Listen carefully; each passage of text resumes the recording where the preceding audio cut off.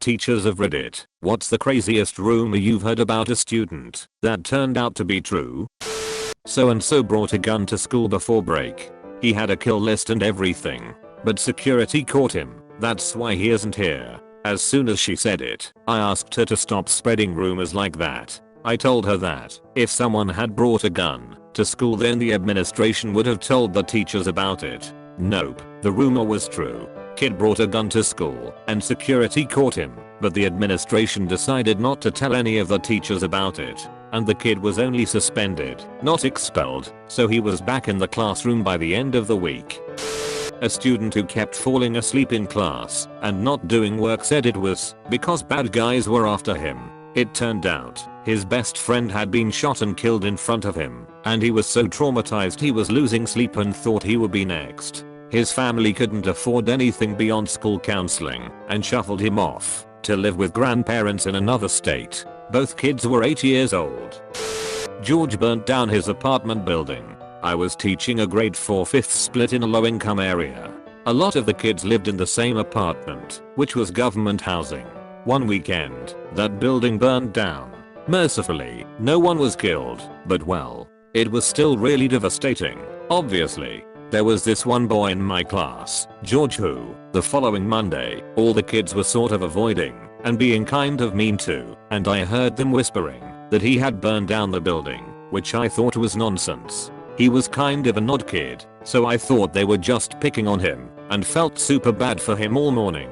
Come lunch break, I'm in the staff room, and of course, it is all the teachers are talking about. And it turns out the rumor is true. George burnt down the building, but it wasn't like he just set a fire. It was actually really depressing. I mean, more than it would have been normally. His mom worked nights, and there was supposed to be someone to look after him that night, but the babysitter was late, so the mom called her at home, but there was no answer, so she figured the babysitter was on her way. This is a while ago, before cell phones were ubiquitous, like, this is about 15 years ago. So, middle class people maybe had a cell phones, but very few of the people in this neighborhood did. She left, figuring the babysitter would be there soon. But she never showed up. I never learned why. The babysitter was fine. She just never showed up. George got hungry and decided to cook himself supper, figuring he'd seen his mom do it hundreds of times. He could figure out the oven. And yeah, there was a fire that then burned down the entire building. I have a good one. It's not one single rumor, but the rumors about this girl were out of control for a 2 to 4 month period of the school year. Girl at party had regrettable sex and claimed she was raped. Everyone believed her basically, except a few people who believed accused guy. One day during school, she had apparently asked for a pass to go to the bathroom. She met some other guy, not party guy, in one of the locker rooms at school to have sex with him. Some random person happened to go into the locker room and saw them. The person recorded what they saw and never told anyone. Later the girl claimed rape by locker room guy after he didn't want to date her or something. Out of nowhere the person with the video came forward. She had to be on a safety plan because people hated her guts, and clearly the second rape claim was false, and then no one believed the first one either, so that guy was vindicated. She ended up transferring. You probably just want to avoid Quentin.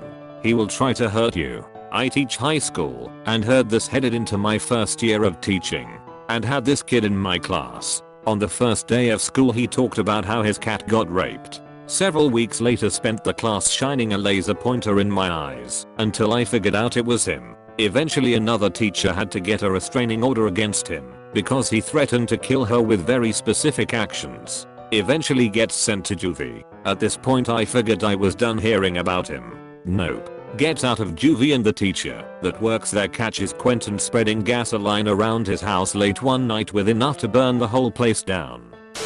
That kid was taking the train to Nick, catching pigeons and training them to be carrier pigeons. He ended up doing his final project for me about the velocity of his pigeons to Kiev.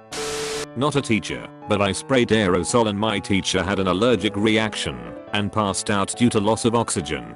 She was taken to a hospital and her heart stopped for 12 seconds. Happened my sophomore year of high school. For the next few years my aunt who was a teacher at the high school, would tell me that the teachers would say they were getting a student known as the Axe Murderer. Pretty solid nickname TBH. High school teacher. There was a rumor that a student was actually a model for Teen Vogue. I honestly believed it, because she was a stunningly beautiful girl, and a top student, kind to everyone, responsible, tall, and had really striking model cheekbones. One day the class is making collages and going through magazines. Sure enough, one kid finds the latest Teen Vogue in the stack. "Hey, Savannah, is this you?" she asks, pointing to a picture of a girl in a prom dress. Savannah looks up and squints. "Yup, that's me," she says, smiling, very matter of fact. "For real?" the class chimes in. "Not kidding. That's really me." And she pulls out her phone with the galley proofs her agent sent her to prove it. She was really humble about it. The class was starstruck for about 10 minutes and then got back to work. Savannah was a good sport. He stabbed his sister in the back with scissors. It was true. He was also placed in my classroom along with 5 other students with intellectual disabilities. He also had emotional behavior issues which triggered meltdowns daily. He shouldn't have been placed with students that weren't able to defend themselves. Every day was a war zone. White daughter from a prominent local family attending a mostly black high school. Cheerleader, student government, model student by anyone's measure. Rumors circulate she had sex with 4 basketball players at a party in full view of several people. Rumor spreads like wildfire for a number of obvious reasons, to the extent faculty and parents start hearing about it. Prominent parents hire people to look into the slander and potentially sue those who started it. Worked with the administration to campaign against bullying via rumors. Video of said event surfaces via the guy investigating it. Family moved to a different town in shame. 14-year-old girl whose 19-year-old boyfriend married the girl's mother. Obviously, he's her ex-boyfriend, since he's now her stepdad. My student was involved in an interstate gun trafficking ring. He acted a bit more mature than some of my other students, and was one of my best writers. Great handwriting too. Then the police came into school and arrested him. Sorry if I'm not a teacher, but in college everyone was saying one of my classmates was a Spanish prince. Turned out to be true. That he was on trial for killing his father. Turns out he in fact killed his father. High school math teacher here. Several years ago, I had a student who I suspected of constant academic dishonesty, cheating. One of my colleagues felt the same. Neither one of us could ever catch him. Came close, couldn't quite nail him. The kid graduated near the top of his class, apparently cheating his way there. So many of them do. The student went on to Texas A&M and we all moved on from him. Lo and behold, the guy made the 6 PM news for trying to steal a professor's test key by crawling through an AC vent into the professor's office. He fell through the ceiling and was arrested. Vindicated. Rumor had it that a piano student did all his practice in the casket viewing room used for wakes in his family's funeral home business. He claimed that he'd play loud enough after hours to wake the dead. Turned out to be true. There actually was a baby grand in the viewing parlor, used occasionally for love-wake music and hymns, where he did his practice. We had a kid that would jerk off in many of his classes in high school. I didn't believe it until he did it 2 empty seats to the right of me in chemistry. I was horrified. I told my lab partner, who was this big football jock. He walked over to his friend's table and told them. So one of them walks right over to the kid and goes, "What's up, man? You good?" Jerky MC Jerkoff keeps his hands in his pants and just turns red in the face and starts stuttering. It was the most ridiculous situation ever. Worst part was his older sister went to the school and she was a straighter student and quite popular. Hard to believe they were related. I was also real friendly with my high school teachers and they were all aware of the situation. Apparently his English teacher saw it and didn't have the heart to confront him and asked the other teachers for advice on dealing with the situation. It's hilarious. I wonder whatever happened to him.